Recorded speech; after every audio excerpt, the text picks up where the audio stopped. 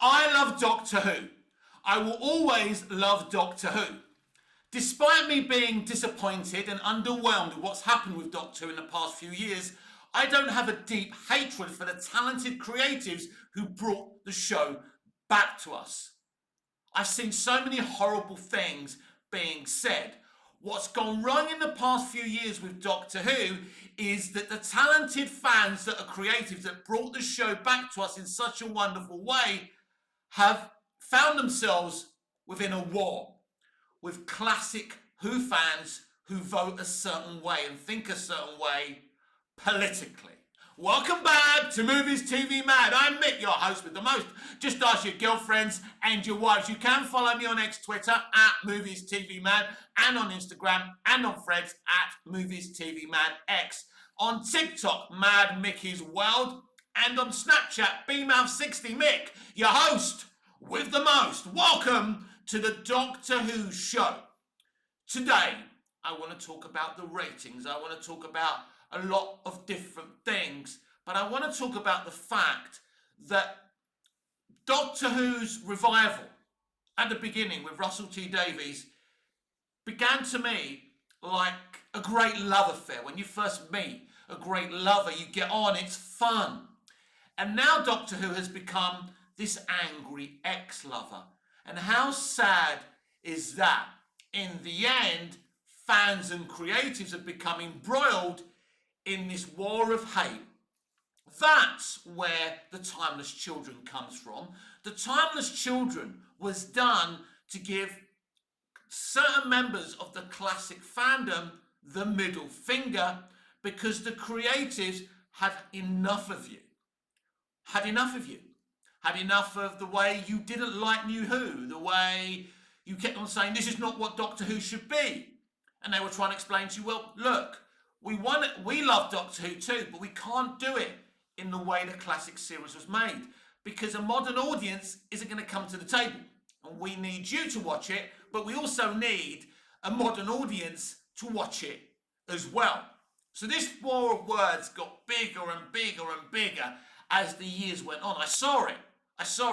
Even though I started with the Peter Davison era, I appreciated the movie, warts and all.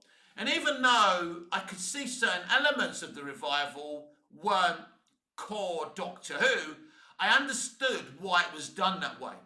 I believe, for me, it's a love affair. I had a love affair with Russell T Davies Part 1, RTD1. The original 4 or 5 years that Russell T Davies ran the show was romantic to me. This was a man who brought the show back, kicking and screaming into the 21st century, but he did it with romance. He did it with love. Every episode he wrote screamed, I love Doctor Who. I just want to show you how much I love Doctor Who.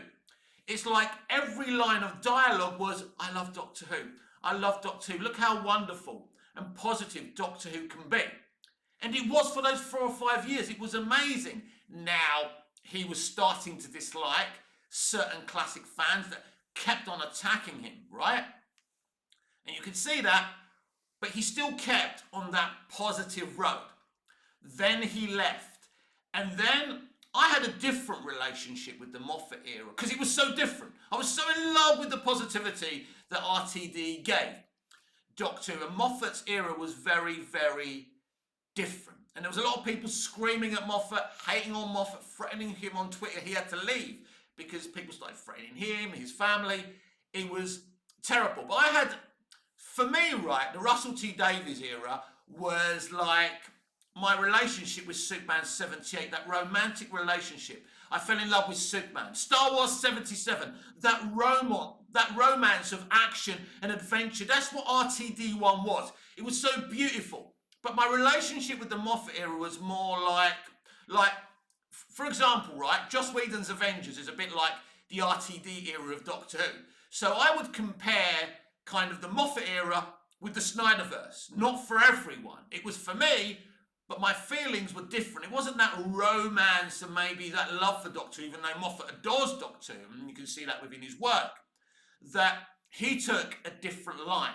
And I must admit, I appreciate the Moffat era a lot more now than I did on broadcast. I must admit, even something like hell-bent. I absolutely get hell-bent now. It's about the Doctor not being able to let go of his friends and his companions and the consequences in the actions that he takes to keep Clara alive. It's actually a story I've revisited in my Doctor Who fiction, where the Doctor finds Clara. I'm basically the Doctor, and he tells her she should have gone back to Gallifrey by now to her death, and she refuses to die. And they like become enemies, and they, if she doesn't go back to Gallifrey, like the universe will implode, right? Because she's messing with the timeline. So I understand what Moffat did a lot more now than I did then. I get it now, and I love it now. So I think RTD1 and the Moffat era, warts and all, were freaking beautiful for me. I can still love that and love the Peter Davison era. That was my first era of Doctor Who. I skipped Colin Baker, I skipped Sylvester McCoy, although I do remember Ace. Somehow I must have watched a few episodes. I loved Ace, but I didn't really get into Sylvester's era of playing the Doctor, right? The beauty of Doctor Who is that not all the versions are for us, and they're for different people. And that's a great thing. But I loved the revival. I loved it. I was so in love with RTD1. Every Saturday, right? I look forward to watching an episode, then turning over to BBC Three. It was so beautiful. How can something so beautiful end up like this? Hatred. It was so beautiful. It was so wholesome, wasn't it? Rose, the Doctor, Mickey, Captain Jack. What's her name? I forgot the mother's name now. I mean, Camille Caudry played the mother. What's her name? Jackie and Pete, Rosie's sometimes dead dad. It was amazing. It was so pure. The storytelling was so beautiful. Mark Gatiss came in with The Unquiet Dead. Beautiful. There was a few lines of dialogue about fans taking things too far, as the Doctor does with Charles Dickens. But it was beautiful. How does something so beautiful become so hateful? And as I say, I see people on ex-Twitter really posting bile about RTD and Chris Chibnall. I don't hate Chris Chibnall, and I don't hate Russell T Davies. In fact, Russell T Davies since RTD1 has been one of my creative heroes, and he will always have my gratitude for bringing Doctor Who back and writing Doctor Who and running Doctor Who in the way he did. And no one's ever gonna, ruin that for me. Never, ever. What he did was amazing. But now he's angry. He's hating on some of you, the classic fans. He's at war with you. Like the recent episode sums everything up. There's elements of that episode of the love and romance in the way RTD writes, and some of it is sticking the middle finger to certain of the classic fans who vote a certain way.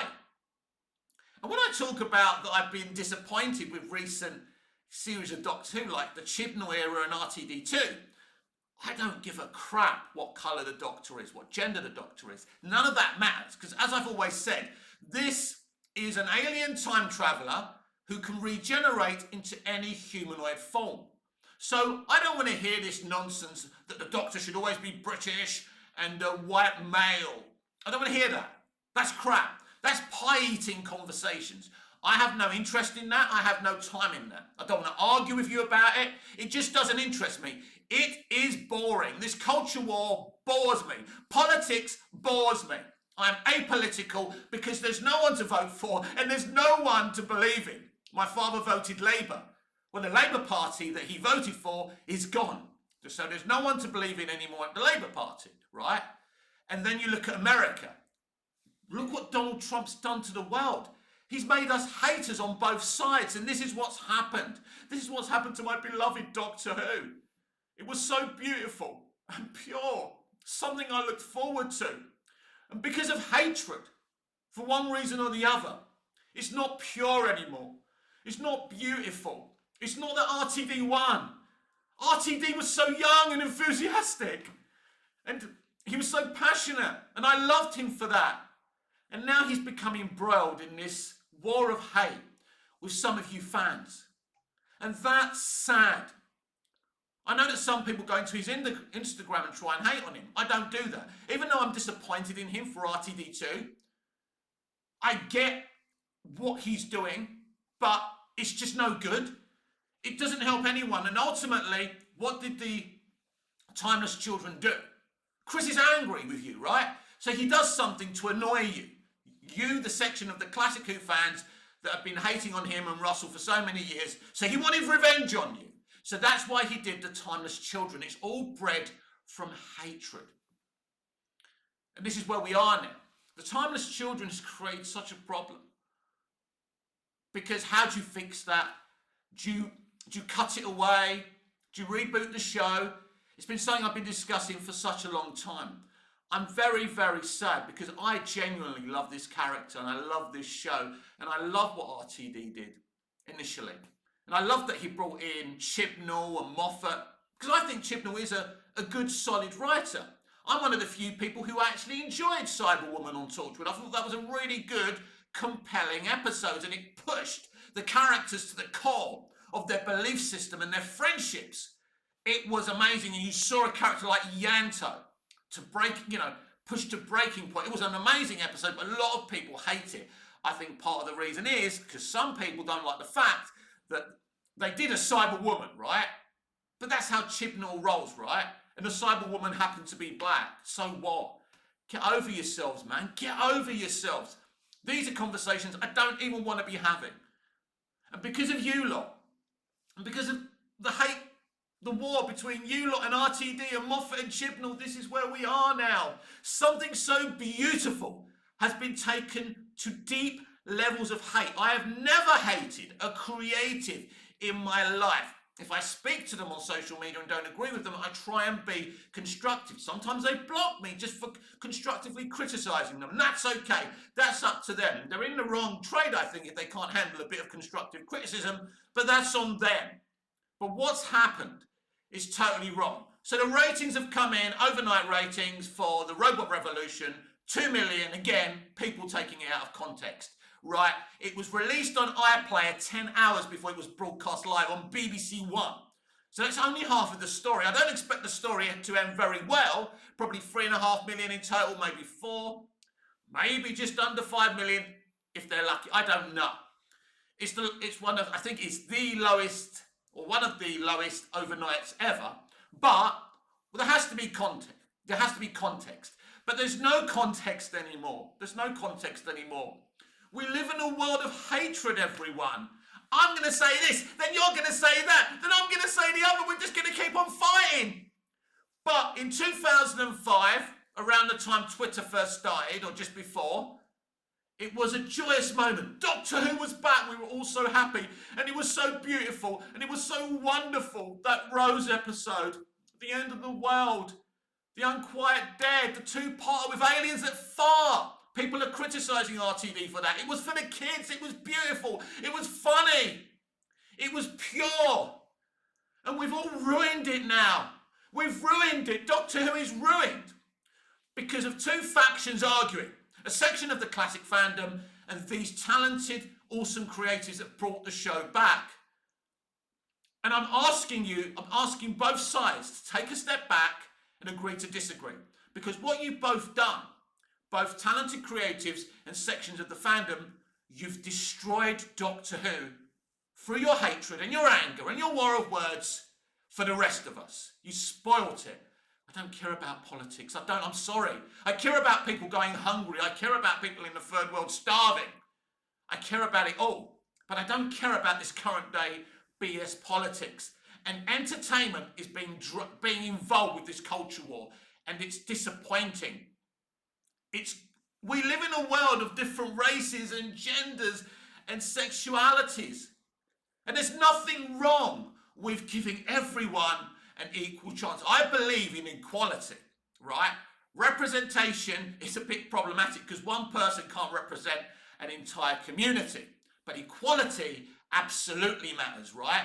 And if you employ and cast the best people in any industry, especially the entertainment industry, right? The best people with the best characters, the best passion, the best soul, the best talent, then you are going to get automatic equality. I believe in that. I have nothing against Ncuti Gatwa. I couldn't give a toss about the colour of his skin or what way he swings sexually. It doesn't matter. All I care about is that Doctor Who is represented through the writing and performances via its actors in the right way. Right now, my heart breaks. Sorry, I'm rather emotional about this because I just love this character and I feel, well, I'll say what I feel right at the end of this video. We're nearly at the end, but I just want to discuss briefly the mysteries of Series 2 that was set up in the Robot Revolution.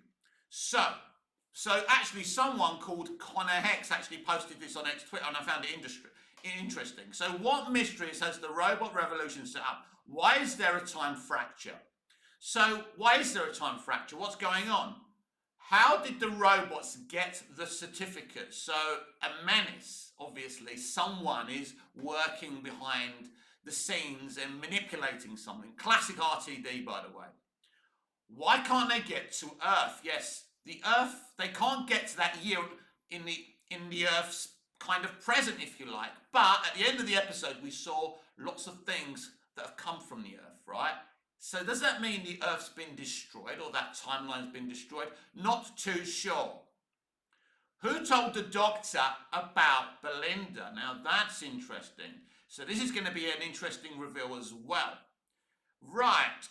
Is meeting Monday... So, who told the Doctor about Belinda? Is meeting Monday and Belinda a coincidence? Mrs. Flood, obviously, that's the big mystery. I think she's from the Doctor's homeworld. I definitely think RTD is really going to solidify the Timeless Children because of the hatred that's going on between the classic fans and these wonderful people, because they are wonderful, talented people, right? And as I say, I don't hate any creatives. I don't hate the Game of Thrones showrunners because season 8 didn't end the way I wanted it to. It's not hate. You can be disappointed in them. You can constructively criticize them, but absolutely deeply hating someone who created something for you, who wrote something for you, you know, it's their job, they're getting paid for it. Hate, it goes too far. And social media has brought this hate towards us. And one final thing, and this is just a sentence I'm going to finish with. At the end of the day, you know what's happened? We've broken the Doctor's hearts.